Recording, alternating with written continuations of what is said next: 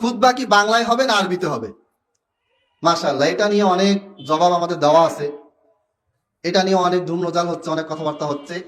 আমি এটা খুবই সংক্ষেপে জবাব দিব। যদি আপনার মুসল্লি আরবি বুঝে তাহলে আরবিতে খুতবা দেন, সমস্যা নেই। ইয়া আইয়ুহান নাস ইত্তাকু রাব্বাকুম আল্লাযী খালাকাকুম মিন নাফসিন ওয়াহিদা। কিছু বুঝছেন আপনারা? বুঝেন নাই?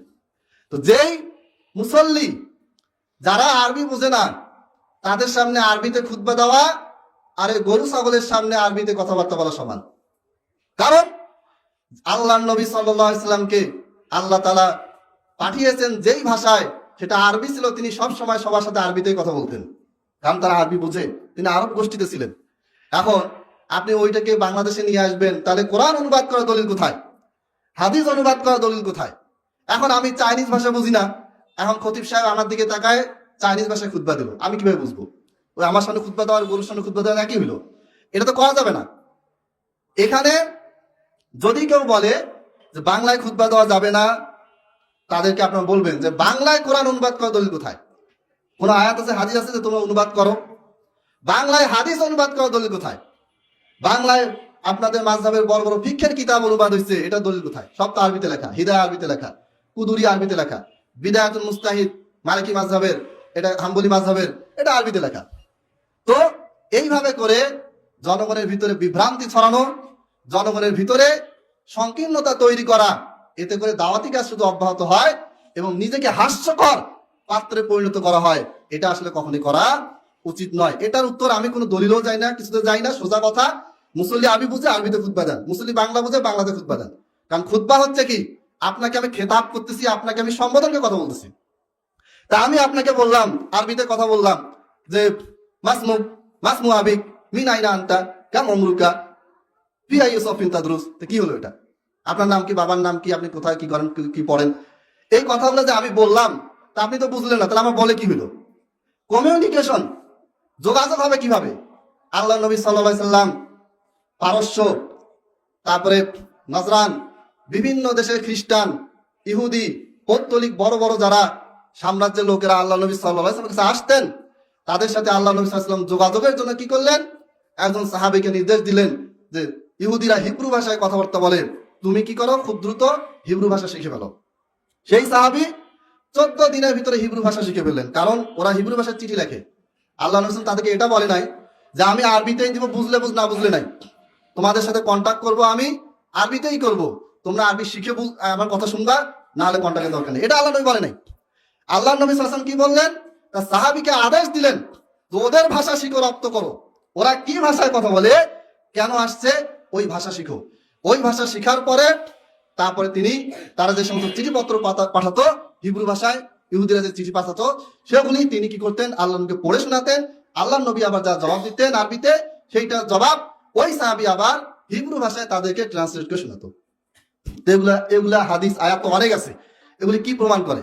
এগুলি প্রমাণ করে যে আপনি যখন কাউকে ইসলামে দাওয়াত দিবেন, তখন আপনি তাকে আপনার মতো হতে বলবেন না। যে জাকির নায়েক ইংলিশে বক্তব্য দিচ্ছে, জাকির নায়েক বলবে যে যারা ইংলিশ বুঝবে না তারা আমার কাছে বক্তব্য শোনার দরকার নাই, এটা বলবে নাকি? জাকির নায়েক প্রথম দিকে উর্দু কম বলতো, পরবর্তী যখন দেখলো যে অনেক ব্যক্তি উর্দুতে বক্তব্য শুনতে চাচ্ছে, তিনি উর্দুতে কথা বলা শুরু করলেন। এটা হচ্ছে দায়ীদের বৈশিষ্ট্য। এখন যেই এলাকায় উর্দু ভাষা চলে না, ওইখানে যে আমি যাই মুই তুই কথা বলি, হবে নাকি? যেই এলাকায় উর্দু ভাষা চলে, ওইখানে আসে যদি আমি ইংরেজি মারি, তাহলে এটা দাওয়াতি কাজ হবে না। অতএব জনগণকে বুঝাতে হবে, জনগণকে শেখাতে হবে। বারবার বলা হয়েছে যে ওয়ান নুফাহিমাল কোরআন, যে আমাদেরকে আদেশ করা হয়েছে আমরা যে কোরআন বুঝিয়ে দেই, আমরা যেন হাদিস বুঝিয়ে দেই, শরীয়তে মাসলা মাসাইল যেন আমরা বুঝিয়ে দেই। তো সেটা আমরা কিভাবে বুঝাবো? ওই আরবিতে যাই বক্তব্য দিলাম পুরা, তাহলে তো ওই মক্কার যে খুতবা আছে ওটা শুনলেই তো বাসা জনগণের কাজ হয়ে যেত। অতএব খুতবা বাংলায় হবে না আরবিতে হবে, এটা ডিপেন্ড করবে মুসল্লির উপরে। মুসল্লি যদি আরবি বুঝে আরবিতে খুতবা দেন, কোনো সমস্যা নাই। মুসল্লি যদি ইংলিশ বুঝে ইংলিশে খুতবা দেন, মুসল্লি যদি বাংলায় বুঝে বাংলায় খুতবা দেন। আর যদি আপনি মনে করেন যে না, কে কোন ভাষী হয় হোক, আমি আরবিতে বই পাঠ করতে থাকবো, ওই বই পাঠ হবে আজীবন, আর মুসল্লি খালি ঘুমাবে, যেটা আমরা শহীদপুরে বিভিন্ন মসজিদে তাকারাই দেখতে পারবো। মানে প্রথমে বাংলা খুতবা হইলো, 4 রাকাতে নামাজের সময় দেওয়া হলো, তারপরে কি হলো, একটা বই দেখে আরবি পড়া শুরু করলো, বাস, এরপরে মুসল্লিদের ঘুমানো শুরু। প্রথমে বাংলায় খুতবা, মাঝখানে 4 রাকাত সুন্নত পড়ার জন্য সময় দেওয়া, এরপরে আরবিতে খুতবা, এইটা তো আমি কোনো হাদিসে পাই নাই। ইমাম আবু হানিফা রাহিমাহুল্লাহ থেকেও এরকম কোনো ফতোয়া পাইনি। ইমাম আবু হানিফা রাহিমাহুল্লাহর ছাত্র ইমাম আবু ইউসুফ রাহিমাহুল্লাহ, তার কিতাবে বা তার কোনো ফতোয়া তো পাইনি, থাকতে পারে আমার জানা নেই। ইমাম আবু হানিফা রাহিমাহুল্লাহ বাম হাত, ডান হাত হচ্ছে আবু ইউসুফ, বাম হাত হচ্ছে ইমাম মুহাম্মদ রাহিমাহুল্লাহ, তারও কোন লিখিত কোনো কিতাবে এই ধরনের কোনো ফতোয়া, এই ধরনের কোনো হাদিস আমি পাইনি, থাকতে পারে। অতএব এটা কখনোই কাম্য নয় এই ধরনের জনগণের মাঝে এই ধরনের বিভ্রান্তি ছড়ানো, এই ধরনের কথাবার্তা বলে জনগণকে ইসলাম থেকে দূরে সরিয়ে না যাওয়া যাবে না। বাংলা বুখারি পড়লে কি হবে? গোমরা হবে। বাংলা বুখারি সর্বপ্রথম ভাষায় হানাফিরাই অনুবাদ করেছে।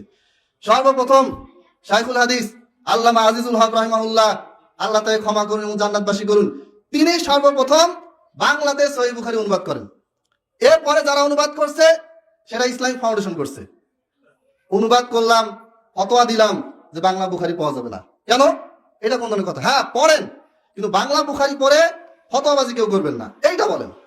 বাংলাতে কোরআনে অনুবাদ করে ফতোয়াবাজি করবেন না, পড়েন, শিখেন, আলেমদের সোহবতে থেকে বিষয়গুলি বুঝিয়ে নেন, এইটা বললে কথা ঠিক ছিল। কিন্তু ডাইরেক্ট কি করলাম? ও বাংলা বুখারী পড়ে বেশি পণ্ডিত হয়ে গেছিস, কেন? বাংলা অনুবাদ করছে কার জন্য? আলেমদের জন্য। বাংলা অনুবাদ যে করলাম আমি, এটা কার জন্য করছি? আলেমদের জন্য। আলেম তো আরবি বুঝে। অতএব এগুলি করে জনগণকে ইসলাম থেকে, ওই হিন্দুদের যে একটা রীতিনীতি, তাদের একটা শ্রেণী তাদের ধর্ম মতো পড়তে পারবে আর কেউ টাচ করতে পারবে না, ওই ধরনের কোনো নীতি যেন আমাদের ভিতরে না আসে।